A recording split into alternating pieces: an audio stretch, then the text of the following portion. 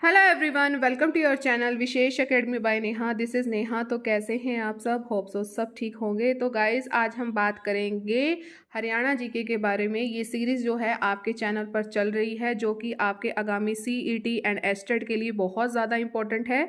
तो बस आप वीडियो के एंड तक बने रहेंगे। वीडियो को मैक्सिमम लाइक शेयर सब्सक्राइब आप ज़रूर कीजिएगा। तो चलिए वीडियो को स्टार्ट करते हैं। हमारा आज का फर्स्ट क्वेश्चन है, हरियाणा का चेरा पूंजी के रूप में किसे जाना जाता है? तो जो हरियाणा का चेरा पूंजी है, छछरौली को जाना जाता है, क्योंकि छछरौली में ना बहुत ज़्यादा वर्षा होती है, तो इसलिए इसे हरियाणा का चेरा पूंजी कहा जाता है। नेक्स्ट, निम्नलिखित में से सबसे कम वर्षा प्राप्त करने वाला हरियाणा का क्षेत्र कौन सा है? देखिए, जहाँ पर सबसे कम वर्षा होती है अकॉर्डिंग टू ऑप्शन, तो हमारे रेवाड़ी में जो है बहुत कम वर्षा होती है। तो डी ऑप्शन हमारा इसमें करेक्ट है। आगे बढ़ते हैं। इनमें से किस अवधि में हरियाणा में सबसे ज़्यादा ठंड पड़ती है? देखिए, ये बात तो सबको पता है कि सबसे ज़्यादा ठंड कब पड़ती है, और अभी पड़ने भी वाली है। तो दिसंबर से जनवरी में बहुत ज़्यादा ठंड पड़ती है। तो डी ऑप्शन हमारा करेक्ट है। कौन सी जलवायु स्थिति जो है गुड़गांव और हिसार की मिट्टी को, जो मिट्टी है उसको प्रभावित करती है? कौन सी जलवायु? हवा का कटाव, जल भराव, वर्षा या खारापन? देखिए, जो आपका हवा का कटाव है ना, वो सबसे ज़्यादा जो है हमारे गुड़गांव की और हमारे हिसार की मिट्टी को बहुत ज़्यादा जो है प्रभावित करती है। जो गुरुग्राम है वो आपका दिल्ली से कितनी दूर है, देख लेते हैं इसको। जो दिल्ली से ये दूर है 30 किलोमीटर। ये दक्षिण में स्थित है आपका गुड़गांव या गुरुग्राम। चलिए आगे बढ़ते हैं। हरियाणा के किस जिले में सबसे कम वर्षा जो होती है? सबसे कम अकॉर्डिंग टू ऑप्शन देखेंगे तो सिरसा में जो है सबसे कम वर्षा होती है। ठीक है, हमने ऑप्शन को देखना है। राज्य में सबसे ज़्यादा कम वर्षा वाला जिला कौन है? सिरसा है। और अभी अभी मैंने आपको पढ़ाया है, रेवाड़ी में भी बहुत ज़्यादा कम वर्षा होती है।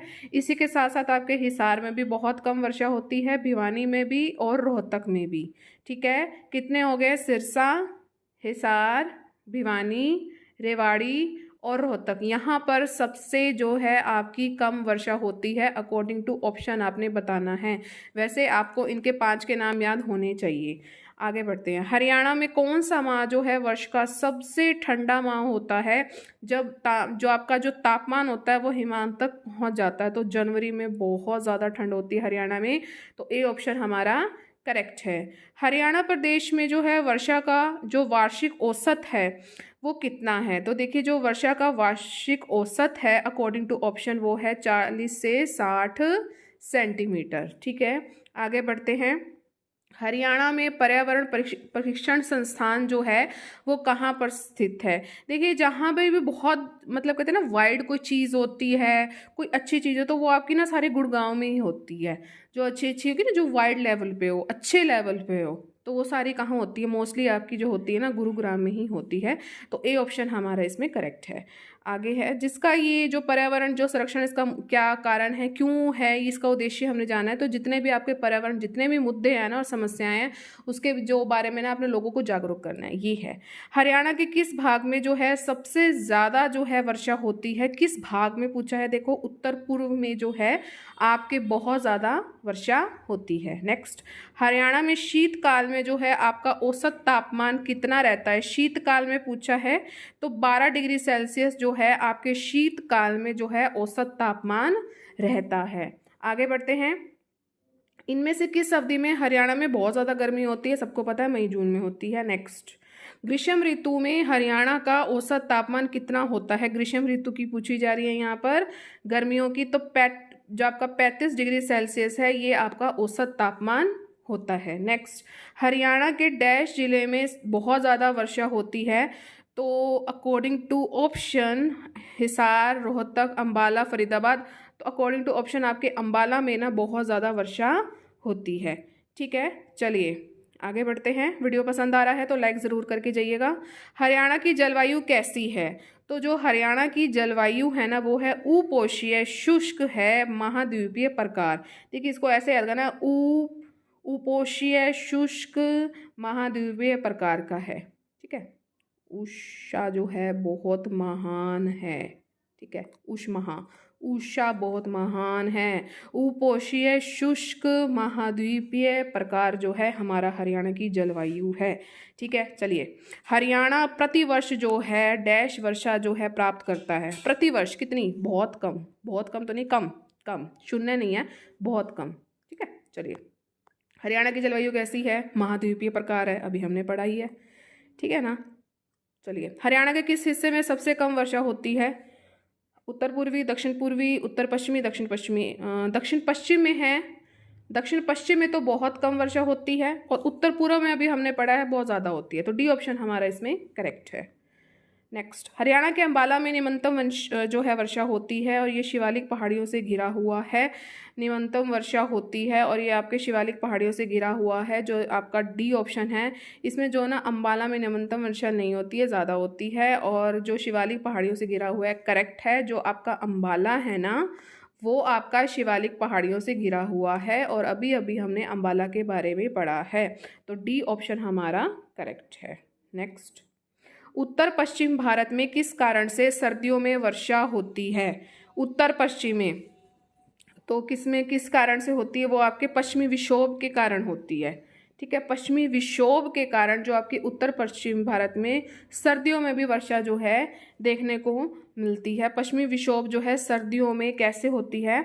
भूमध्य सागर हो गया, कैस्पियन सागर हो गया, जो आपके अंध महासागर उससे नमी ले लेता है, और भारत के जो उत्तर पश्चिम भाग हो गए, जैसे कि आपका राजस्थान हो गया, हरियाणा हो गया, पंजाब हो गया, और पाकिस्तान और नेपाल, इन सभी भागों में ना ये वर्षा करती है। किस कारण होता है? पश्चिमी विक्षोभ के कारण। डी ऑप्शन हमारा इसमें करेक्ट है। नेक्स्ट, हरियाणा में किस हवा के कारण जून और सितंबर के बीच में वर्षा होती है? अब जून और सितंबर की पूछी जा रही है, तो दक्षिण पश्चिमी मानसून हवाओं के कारण। ठीक है, ये तो आपको ऐसे याद करना पड़ेगा। ठीक है ना। तो दक्षिण जो आपकी पश्चिमी मानसून हवाओं के कारण जो है आपके जून और सितंबर के बीच में बहुत ज़्यादा वर्षा होती है। ठीक है, हरियाणा में जून से सितंबर मुख्यतः जो वर्षा होती है अरब सागर से आने वाली जो आपकी दक्षिण पश्चिमी मानसून के कारण होती है। ठीक है, पश्चिमी क्षेत्र का जो कृषि है वो जलवायु क्षेत्र जो है अनुसंधान केंद्र कहाँ पर है? जो पश्चिमी क्षेत्र का कृषि जलवायु क्षेत्र है पश्चिमी क्षेत्र में अंबाला, बावल, पानीपत या हिसार। हिसार में है ये पश्चिमी क्षेत्र का कृषि जलवायु क्षेत्र आपका हिसार में है। हरियाणा में किस स्थान पर सबसे ज़्यादा वर्षा होती है? अकॉर्डिंग टू ऑप्शन अंबाला में है। अभी हमने पढ़ा था ना कि उसमें एक गलत दिया हुआ था, अंबाला निमंत्रण जो उसमें वर्षा होती है गलत था वो। ठीक है, और वो शिवालिक पहाड़ियों के अंतर्गत आता है अंबाला, अभी अभी हमने पढ़ा है। हरियाणा में आपके कितने कृषि जलवायु क्षेत्र हैं? तो आपके हरियाणा में ना 3 जलवायु जो हैं आपके क्षेत्र हैं। कृषि आपके प्रासी जो है क्षेत्र है, जिसमें आपका एक तो आता है एग्रो इकोरिजन, जिसमें आपका फतेहाबाद आता है, हिसार आता है, महेंद्रगढ़, सिरसा, ये ज़िले आते हैं एग्रो इकोरिजन 2 में, और एग्रो इकोरिजन 4 है, और एक एग्रो इकोरिजन 9 है। ये चीज़ आपने याद रखनी है। कितने हैं हमारे क्षेत्र? जलवायु क्षेत्र, कृषि जलवायु क्षेत्र कितने हैं? 3 हैं। एग्रो इकोरिजन 2, 4 और 9। 2 में आते हैं फतेहाबाद, हिसार, महेंद्रगढ़, सिरसा, ये ज़िले आते हैं। ठीक है, चलिए। हरियाणा में जो टांगरी नदी है ना, वो अपनी यात्रा कहाँ से शुरू करती है? जो आपकी टांगरी नदी है ना, वो आपकी कालका से अपनी जो है यात्रा को शुरू करती है। जो आपकी टांगरी नदी है, जो आपकी टांगरी नदी है वो हरियाणा के कालका से अपनी यात्रा शुरू करती है, और जो जाती है आपकी पंचकुला बिल्कुल उत्तर में, फिर अंबाला शहरों से होते हुए घग्गर से जाकर ये मिल जाती है। और जो ये टांगरी नदी है, ये आपकी जो घग्गर नदी है, ये उसकी क्या है? सहायक नदी है टांगरी। ठीक है, और इसका जो उद्गम स्थल है वो कौन सा है? शिवालिक पर्वतमाला के मोरनीय पहाड़ियों से, जो आपके पंचकुला में आता है, वहाँ से है। देखिए वहीं से अगर आ रही है आपकी नदी, कोई आ रही है, तो देखो वहीं पे उसका स्रोत होगा। ठीक है, चलिए। हरियाणा में पवित्र माने जाने वाली नदियाँ जो है दृष्टि और डैश है। शिवालिक, सरस्वती, सी, गोदावरी, डी, यमुना। देखो सरस्वती को ही दृष्टि कहा जाता था, नदी से कहा जाता था। जो आज के टाइम में ये जो आपकी सरस्वती नदी है वो हमारे हरियाणा क्या पूरे भारत में विलुप्त हो चुकी है। ठीक है, चलिए। यमुना से फरीदाबाद तक बहने वाली जो यमुना नदी है, एक क्वेश्चन इसमें ये आपका बन चुका है कि यमुना से जो है फरीदाबाद तक जाने वाली कौन सी नदी होती है? वो होती है यमुना नदी। अब क्वेश्चन को पढ़ते हैं। यमुना से फरीदाबाद तक बहने वाली जो यमुना नदी है वो बाढ़ प्रवण क्षेत्र का क्या करती है? निर्माण करती है। यमुना नदी किस चीज़ का जो है निर्माण करती है, वो बाढ़ प्रवण क्षेत्र का निर्माण करती है। और जो ये प्रवण क्षेत्र है ये हिस्सों में कहाँ हो जाते हैं, विभाजित होते हैं। जो इसमें सबसे जो निचला हिस्सा होता है ना, उसको क्या कहा जाता है, समझ आ रहा है आपको? इसे कहा जाता है खादर कहा जाता है। सी ऑप्शन हमारा बिल्कुल करेक्ट है। देखिए आपके जो हैं 2 क्वेश्चन इसमें और बन गए हैं। यमुना से फरीदाबाद तक जाने वाली कौन सी नदी है, यमुना नदी है। यमुना नदी जो है किस चीज़ का निर्माण करती है, बाढ़ प्रवण क्षेत्र का निर्माण करती है। और थर्ड क्वेश्चन तो यही आ गया है कि जो प्रवण क्षेत्र है अगर उसको आप हिस्से में विभाजित कर देते हो, जो सबसे निचला हिस्सा होता है उसको क्या कहते हैं, उसे हम खादर कहते हैं। क्या कहते हैं, खादर कहते हैं। हरियाणा में 50 किलोमीटर तक बहने वाली जो है आपकी गैर बारामासी जो नदी है वो कौन सी है?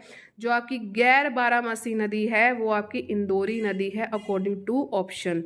जो ये इंदौरी नदी है ना, ये जो है वर्षा आधारित नदी है, ठीक है ना। अगर वर्षा होगी तब ये नदी बनेगी, इंदौरी नदी, जो सीकर जिले के अरावली पर्वत श्रृंखला से ये निकलती है।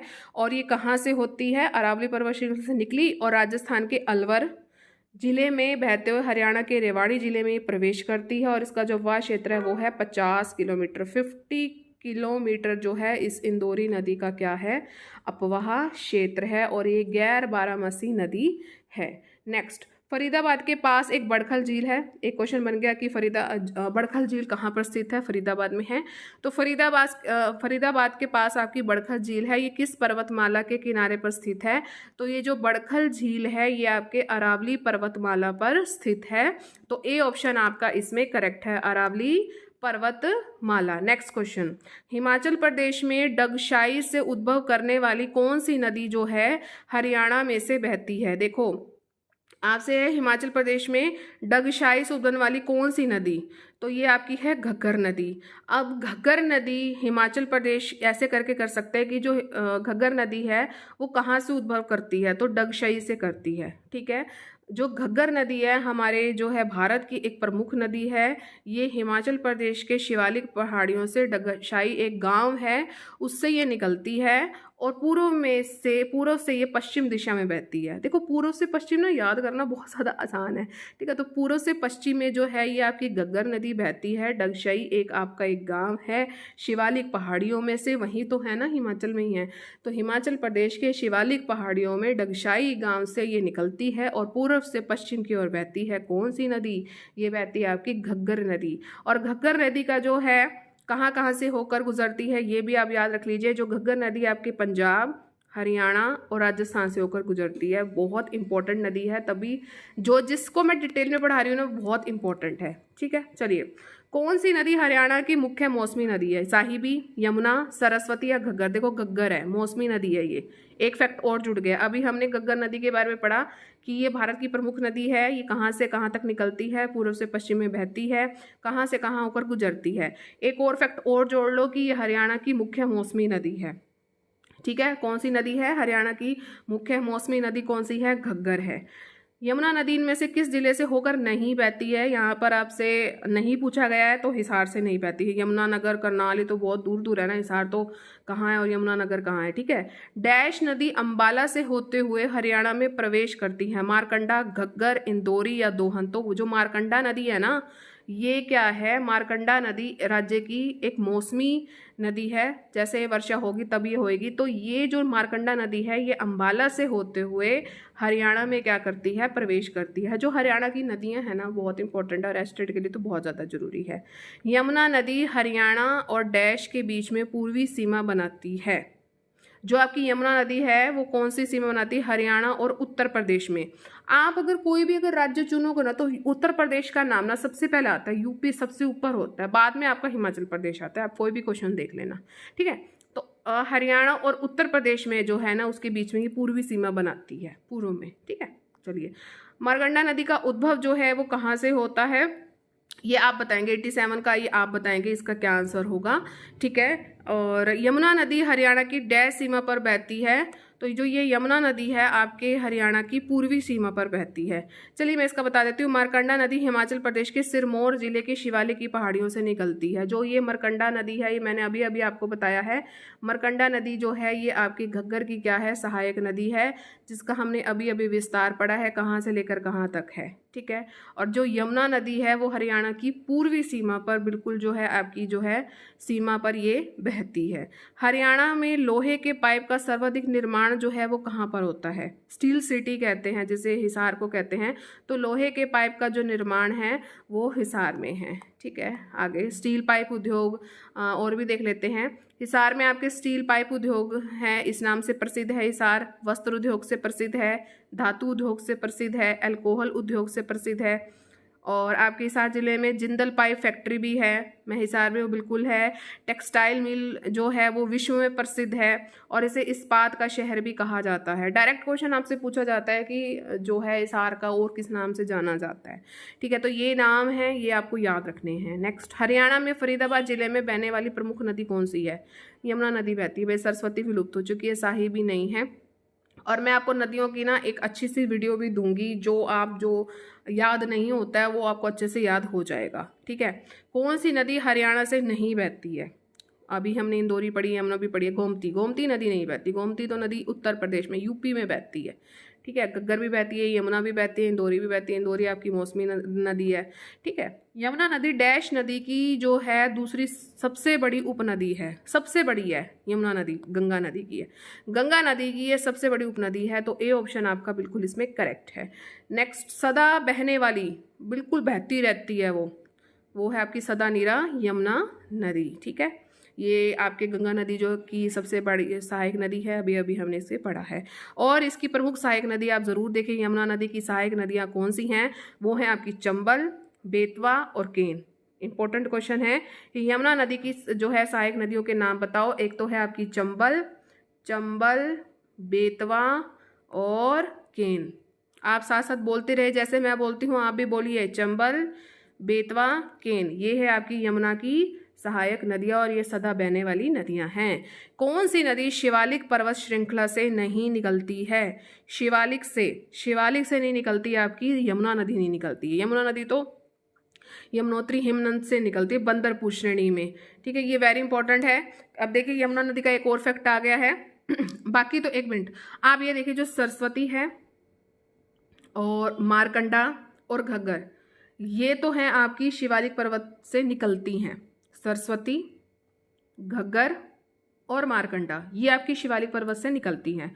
जो यमुना नदी है ये आपके कहाँ से निकलती है? जो ये यमुना नदी है ये निकलती है यमुनोत्री हिमनद से निकलती है, जो कि हिमालय में बंदरपूछीय श्रेणी में स्थित है। बंदरपूछ जो है इसी की है, याद हो जाएगा। और ये गंगा की सबसे, ये भी आपको याद हो गया होगा, ये याद रखना, यमुना नदी यमुनोत्री हिमनद, देखो नाम जो है मिल रहा है ना, तो याद हो जाना चाहिए, इंपॉर्टेंट है यमुना नदी, ठीक है। नेक्स्ट, फरीदाबाद जिले में बहने वाली प्रमुख नदी कौन सी है? फरीदाबाद में कौन सी बहती है भाई? सरस्वती नहीं है, यमुना है। यमुना की जो है ये सबसे प्रमुख नदी है फरीदाबाद जिले में, ये चीज़ आपने याद रखनी है। नेक्स्ट, किस नदी के तट पर आपको सिकंदर और पोरस ने युद्ध किया था? झेलम नदी पे। बी ऑप्शन हमारा इसमें करेक्ट है।